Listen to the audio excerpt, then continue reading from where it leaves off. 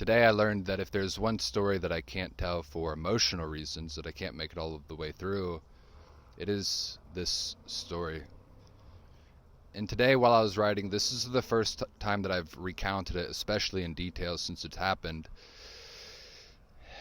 And I realized the extent to which it affected me. It makes me incredibly emotional, not because of sorrow. There is sorrow involved, but it's the beauty of it. A miracle arose. And so in telling this, I'm not trying to make a theological argument. I'm not trying to convince anyone of anything.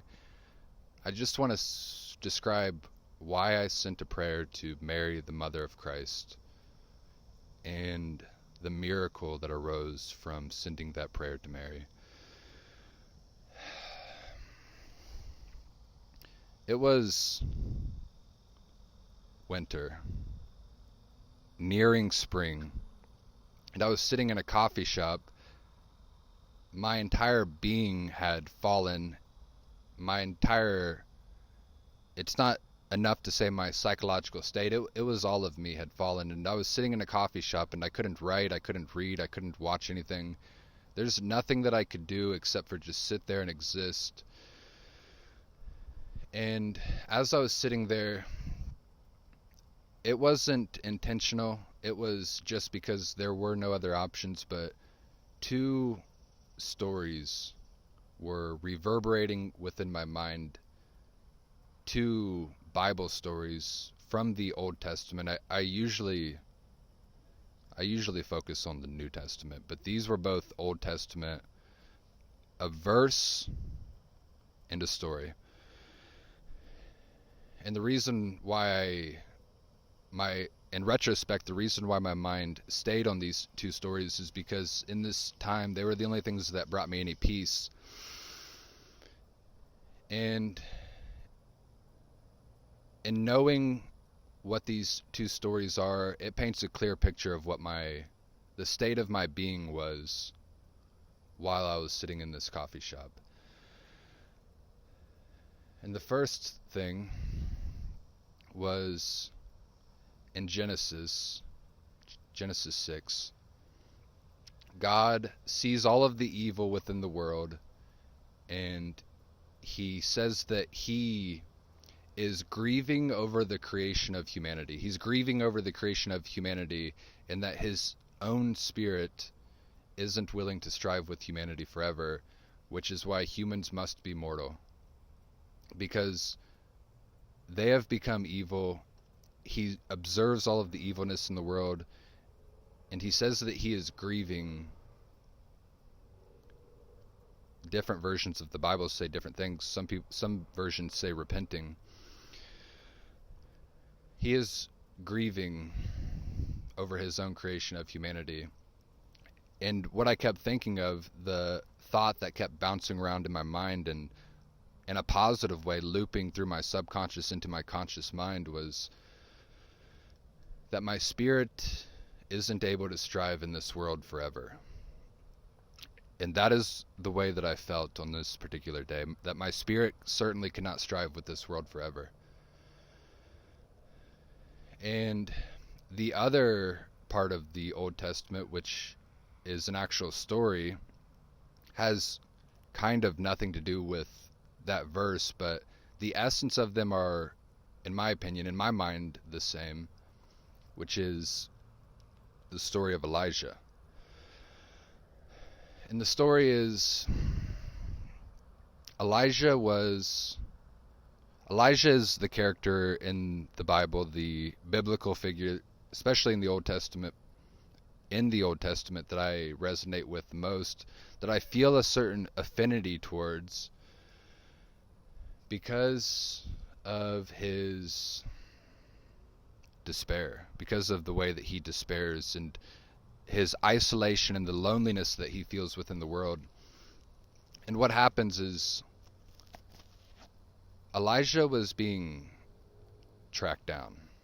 Elijah was being chased by the king, specifically by the king's mistress or wife or girlfriend. I can't exactly remember. Maybe it doesn't specify, but specifically by Jezebel, the king's mistress, She has it out for Elijah. She wants Elijah dead. She is against God. She is completely against God. Elijah is for God. She wants Elijah dead. And so because of that, the king is listening to her wishes, and he sends his army to find Elijah and track him down and destroy Elijah, end Elijah's existence. So Elijah's on the run, and it reaches a point where God commands Elijah to confront the king. So Elijah tells the messenger, have the king meet me at the mountaintop at this time on this day, and that is where I'll be. And the messenger is like, oh, well, I hope you're telling the truth, because if not, there's going to be consequences for me. There's going to be consequences for the messenger himself, which is me. And that day comes, the king sends his army. The king is there as well. And the king and his entire army confronts Elijah at the top of this mountain. And Elijah makes a proposition with the king. Elijah tells the king Ahab that he has turned away from God, that their nation has turned away from God, that they worship false idols, and he can prove that they worship false idols. And what they're going to do is, he says, let's all have all of your prophets. There's 100 prophets who are 100 different prophets who are worshiping Baal, B-A-A-L, and other false gods. And Elijah's like, have your prophets make an altar and pray to their gods, and pray that God will send fire down from heaven and ignite a burnt offering. So Ahab agrees, the king agrees, and these 100 plus, or exactly 100, doesn't really matter, a significant amount, 100 prophets start to make altars, and they are all praying, and they're praying to their God to send fire down from heaven in order to strike the altar, catch the altar on fire. That way they can prove that the God that they follow is the true God. And Elijah's watching this, and he starts to mock them, and he's like, hey, maybe if you pray louder, your gods will hear you, because these prophets are doing it and no fire is coming down from heaven. So Elijah's like, maybe your gods are sleeping. They might be sleeping. If you just pray a little bit louder, they'll wake up and they'll hear you and they'll answer your prayers. Nothing happens. None of the false prophets worshiping false idols are able to manifest a miracle. And finally, it's Elijah's turn. And deliberately, Elijah builds his altar. He does it properly. He digs a moat around the altar. Rain ends up coming down from the sky, filling the moat with water around the altar. And he says, all right, everybody come around me. Everybody come around this altar that I'm building.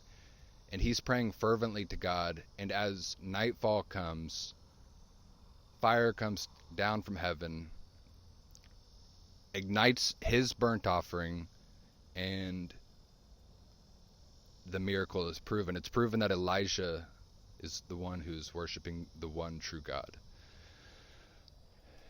And immediately, Elijah doesn't let these false prophets escape. He says, slay them right now. No one will escape. 100 false prophets leading our nation to demise. Slay these false prophets right now. The king slays all of the false prophets. They're all done. And it is proven that Elijah is the one worshiping the one true God. And then Jezebel, the next day, Jezebel finds out what has happened. They tell Jezebel, the king's mistress, and she becomes irate, and she makes a promise, and she's like, by tomorrow, the same thing that has happened to our prophets, I promise you, we are going to make that happen to Elijah. As in, we are going to end Elijah. So without option, Elijah runs away and goes into the wilderness. He flees, escapes, goes into the wilderness. Despite the fact that it is proven that he is the one worshiping the one true God, Jezebel, the one still promoting the false idols, wants him dead, wants him destroyed. So she's still after him, and he has to go into the wilderness. And this is where the fascinating thing happens, which is Elijah becomes exhausted. He goes to a hidden place and he rests. He lays down and he rests. And he's talking to God, praying to God, and he requests to God that he may die. In the same way that God himself said earlier in Genesis that his own spirit can't strive with humanity anymore, Elijah is now saying that same idea, which is that my own spirit cannot strive in this place anymore. It's not a thing where he's going to end his own life, but he is hoping to God that he may die.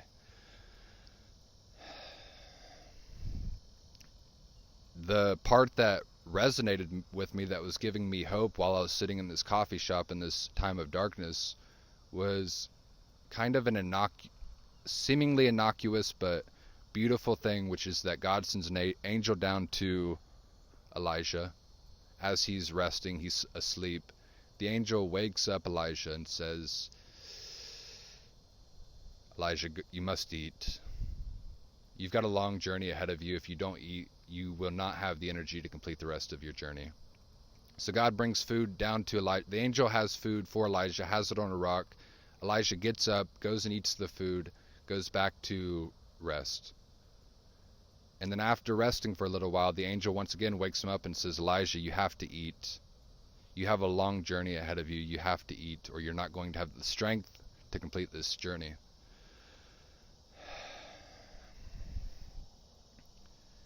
And that, the essence of what was happening within those stories resonated with me, because I felt like I could not strive with humanity anymore. And not to say I'm not human. I'm a part of the evil that exists within the world, obviously. But I just felt like I couldn't strive with the world anymore, for what I'll explain. But the part that gave me peace, the reason why I was trying to intentionally think of this story, is because something about that is so beautiful, which is his emotions were flaring up. He was in a place of chaos, and an angel came down and with compassion said, eat this food. You've got a mission, you've got a duty to do. We need you to complete the rest of your journey. You need to eat this food so that you can complete the rest of your journey. So I was sitting in this coffee shop. I had quit my job probably 6 months prior. I was in the process of writing my book, and I had piles and piles of debt. I had a lot of financial debt. I had a lot of financial debt, but worse, because of my experiences and jobs and the things that I see within this world, I felt like there was no pathway to repay my debt, because I didn't think that there was any work that I could do in this world in order to support my own livelihood and earn an income. Because I had become so precisely and consciously aware of the fact that hospitals aren't around in order to heal people. Hospitals are around to make money. They're not trying to bring forth cures. They want therapy. They don't want healing. They want to keep making money off of you. If you work in a food industry, there's nothing wrong with profit, but if your main goal in life is profit and a business's main goal is profit, all of our food has been deteriorated. And so when you are serving food to individuals, you're complicit in participating in the unhealth of our country, of our race, of our entire nation. I was in massive amounts of debt. If I participate in lending, if I participate in banking, I'm not going to do anything good for the world. I'm going to participate and give other people the same pains that I myself have had to experience.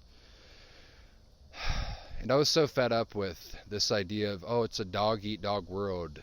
Yeah, the world has wronged you, but it's a dog-eat-dog world. You have to earn a living for yourself. You've got to look out for yourself. You've got to go get it on your own. You've got to go. It doesn't matter the things that have happened to you. Go make money for yourself, because it's every man for himself. I didn't want to participate in that. So I'm sitting in this coffee shop, piles and piles of debt. The little savings that I had was running out. Soon I wasn't going to have enough money to pay my mortgage. I was going to have no house. I was going to lose the home that I worked so hard to buy. And all the while, all of my attention, focus, and energy is going to writing this book, just because I need to do something. It's the thing that I love to do, and in writing a book, it's a place where I can control my own intentions. I can at least, if I'm writing a book, if I'm doing something in that realm, if nothing else, yeah, I'm not going to make money. I'm not going to be able to support myself, probably. But at least I can control my own intentions at that point. So I'm sitting in this coffee shop. My entire being has fallen down into complete despair, because I'm looking towards the future. I don't see anything good that could happen to my future. And not only am I in a state of despair, and hopelessness, I desperately wanted hope. I had no hope, and I wanted hope, and so the future just seemed bleak, and I didn't feel like I could fit into this world. I just felt like there was no place for me in this world. So I'm in the coffee shop, and this is a quick side note, but there was a man in the coffee shop at this time. He was dressed in very plain clothes. I could tell he didn't have a cell phone, but he kept going to the bathroom, and when he went to the bathroom, he would yell as loud as he possibly could. He was arguing with somebody in the bathroom. There was nobody in the bathroom. He was berating somebody who was in the bathroom. There was no one there. He didn't have a cell phone. He was probably homeless. And it was incredibly sad, but in the absurdity, it is objectively sad but funny, because he was yelling in the bathroom at nobody. Everybody in the coffee shop could hear him, and he would walk out casually like it's a Jim Carrey movie or something. I wasn't laughing. It wasn't funny. It was funny. It's objectively funny. But the state that I was in, I couldn't laugh. I couldn't laugh or smile. And whether I was in that state or any other state, I would feel bad for that man. But nobody can help but admit that is funny. To go to a bathroom, yell at nobody, and then come out of the bathroom casually and keep doing that every 5 minutes. Anyway, after sitting in this coffee shop and listening to this man yell in the bathroom, I'm unable to write. I'm unable to read. My vibration is in a weird state. My entire being is in chaos. That's why I can't do any of these things. I can only think of these stories. I end up just leaving the coffee shop to walk, because walking is the only thing that I can do without destination along the river. And I'm walking along the river, and I arrive at a park. And once I'm at the park, a compulsion within my mind sends my thoughts towards thinking of the crucifixion of Jesus Christ. And I begin to weep. I begin to cry. Tears are flowing out of my eyes. I am horribly, horribly sad in thinking about the crucifixion specifically of Christ. Not the resurrection, the crucifixion. And the reason I kind of can't stop thinking about it, and I also don't want to stop thinking about it, but the more I think about it, the tears just keep flowing from my eyes, and I keep weeping because I have never felt more alone than I have in this moment. Because I realized that this position that I am in, the world is evil, yes. The principalities, corporations are maligned against God. They're not aligned with God. They're against God. But I realized that I had put myself in this position that I'm in.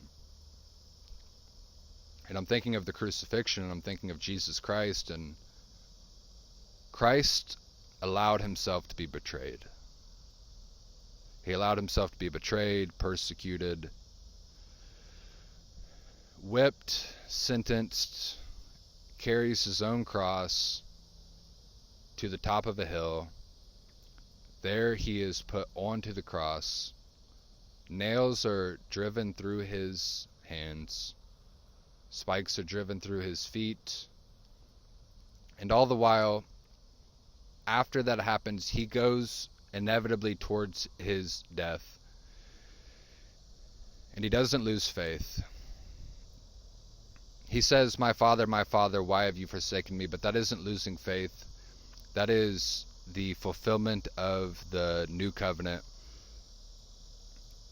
Not only does he not lose faith, there's a criminal on the cross beside him, and the criminal recognizes who he is and sees Christ as innocent. And in the recognition of Christ, Jesus looks at him with faith maintained and said, I will see you in heaven. Always maintaining composure, always maintaining faith. And I'm like, Christ is doing all of this, and Christ is innocent. Christ carried his cross, allowed himself to be crucified, maintained faith throughout, and he's innocent. I'm the one that's guilty. I can't even handle menial modern problems like debt and the principalities of the world being against me. Yes, I'm wrapped up like a boa constrictor, and these principalities have done it intentionally.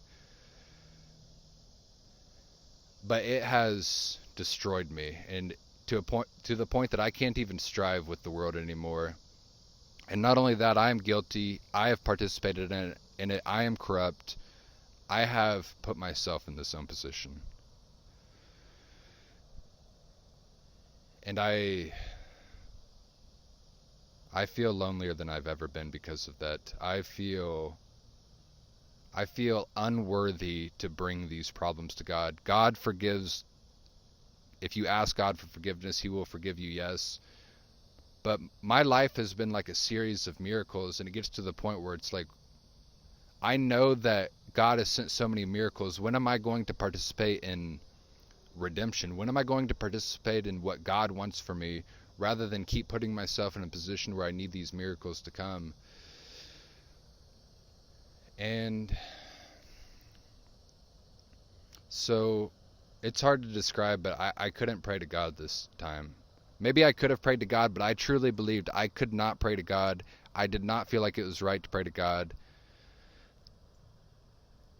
And also at this time, I'd been looking into people who pray to saints, just out of curiosity, more so than anything out of curiosity, because it wasn't a spiritual curiosity, but a theological curiosity. I was curious about it in a logical way, in the same way that I'm curious about literature. I like theology the same way that I like literature. So at this time, I'd been thinking of that and meditating on it, contemplating on it, researching it, reading about it. So I have a compulsion, and I get down to one knee and I bow my head. And in my unworthiness, I pray to the kingdom of God, to the place where I know Jesus Christ exists, where Jesus Christ is at. And my mind is shuffling, and I'm looking for someone who I know who's in heaven that I can pray to, because I cannot take these problems to God this time. I am so abysmally unworthy. I can't bring myself to take these problems to God. But the darkness is attacking me. The darkness is about to consume me. There's a light within myself, and it is flickering, but it is all but completely extinguished. It is getting dimmer by the moment, and the darkness is purveying me externally, about to take over my internal life. And it's like an I Am Legend, where there are vampires who cannot go into the light. They have to exist in the darkness. And Will Smith is asleep in the darkness, and these vampires and their attack dogs are waiting right behind the setting sun. And when the sun fully sets, they're going to attack Will Smith. They're going to destroy him. And that's what was happening with me on this day. The demons were at the gates. They were going to attack me, and I desperately needed help, but I was unworthy to go to God.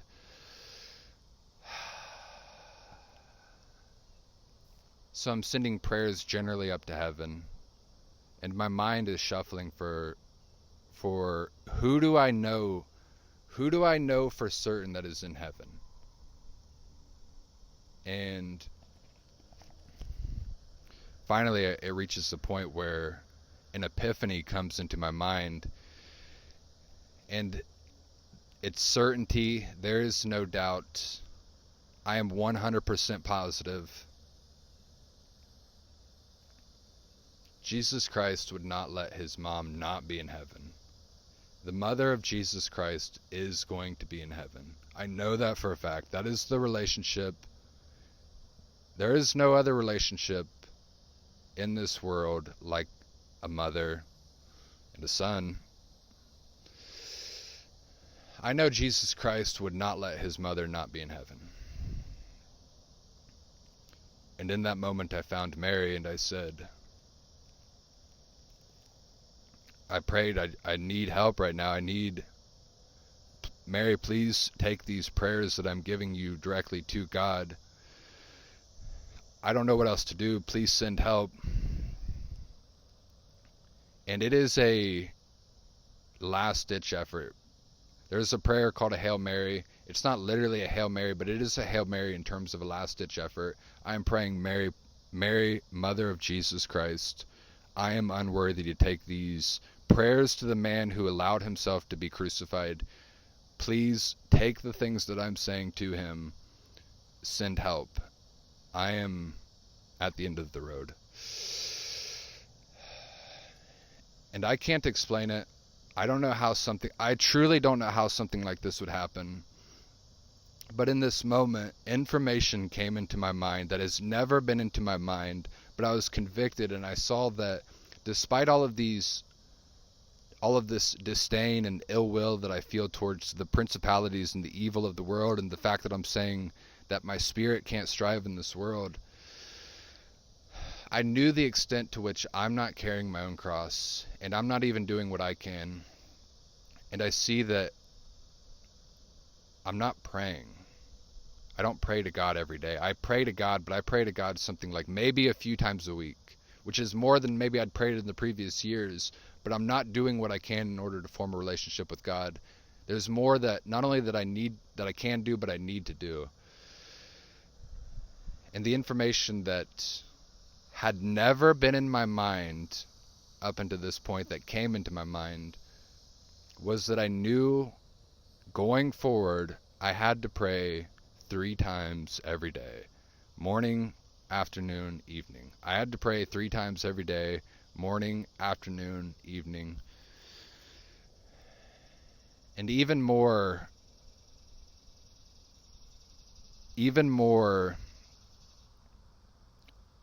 absurdly, as in I don't know how this information came into my mind, I knew exactly what I had to pray for, which is going forward, I need to pray every day. Ask God, tell God that what I need is patience, humility, gratitude, discipline, courage. Patience, humility, gratitude, discipline, courage, strength, and love in my heart. Patience, humility, gratitude, strength, discipline, courage, love in my heart.